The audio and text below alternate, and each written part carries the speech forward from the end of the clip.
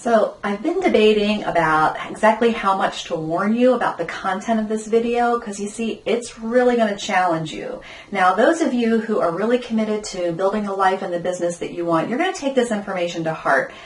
But there's actually going to be a certain percentage of you who aren't so committed to really making your outcomes happen, and you're not going to be thrilled with this. So there, I guess you've been warned.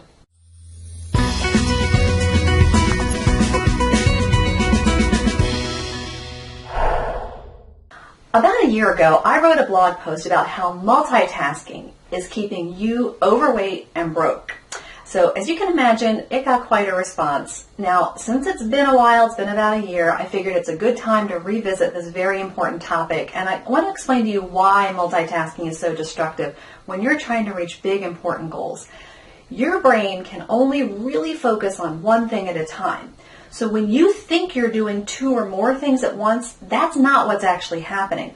One of those tasks is always more prominent in the brain than the other.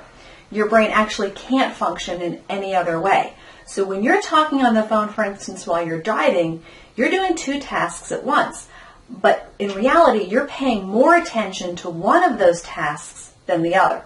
So the reason why talking while you're driving is so dangerous is because people often feel inclined to prioritize the conversation and not the driving.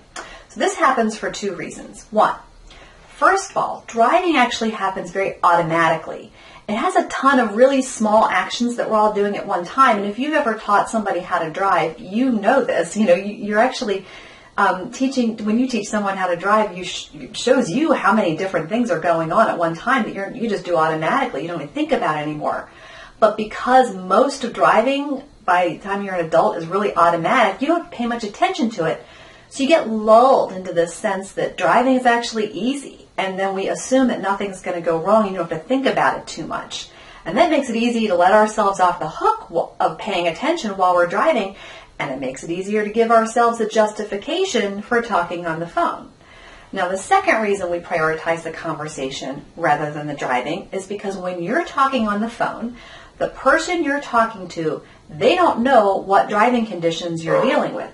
If that same person were sitting in the car beside you and are having a conversation physically with you, they would know that, for instance, that you're coming up on a dangerous merge or, something has happened in the roadway right in front of you, maybe that you have to quickly act to avoid.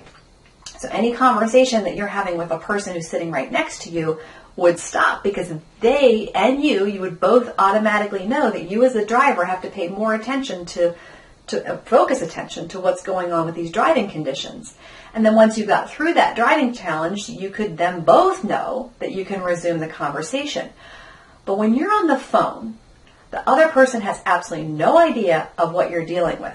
And when you're talking to them, there's a sense of wanting to be polite, all right? So the other person doesn't see what you're dealing with, right? And so it would be kind of weird for you just to drop out of the conversation every 10 seconds or so, or to have a gap of silence, for instance, while you're merging or doing something while you're driving. Most people don't want to have that awkward silence, and they don't want the recipient to have to deal with awkward silence. So they keep talking while they're making driving maneuvers. And that means that you're putting the conversation as the main focus priority and not driving. So how many times have you been driving down the road and you can tell without a doubt that someone else is talking on the phone because it's very clear that they're not paying attention to the road? We're really good at seeing this in other people, and we get aggravated by it, and, rightly so. But how many of you give yourselves a pass when you're talking on the phone while you drive? You're making the assumption that you're not aggravating anyone, but the chances are actually pretty darn high that you probably are aggravating at least one other driver. Now, and if you're trying to drive fast to not aggravate anyone, then what happens is you're putting yourself at a higher risk. You're still not really paying close attention to your driving. You're just going faster. Multitasking is not doing multiple things at one time. It's actually toggling back and forth real quickly between multiple things. It's putting one task in the front of your mind and then quickly changing focus to another task, because that's the focal point. And that toggling back and forth can happen as quickly as once a second. So that's why you have the illusion that you're doing two things at once. This toggling back and forth happens so quickly that you don't actually notice that one thing is actually more prominent in your mind than the other.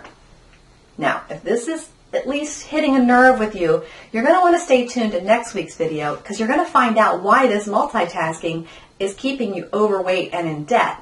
But I hope I gave you some food for thought to start paying attention to what's really going on when you're trying to multitask and begin to understand, the potential consequences of doing something important or even dangerous things, but not fully paying attention to them. I know most of you are not going to like this message, and you might even want to try to argue with me. That's fine. I'm up for the challenge. Go ahead. So leave your comments below. I want to hear them. Make sure you do give the video a thumbs up or even a thumbs down. That's fine. Share it on Facebook, Twitter, and Google+. And I'll see you next week for part 2. And you're going to find out why multitasking is preventing you from achieving your most important goals.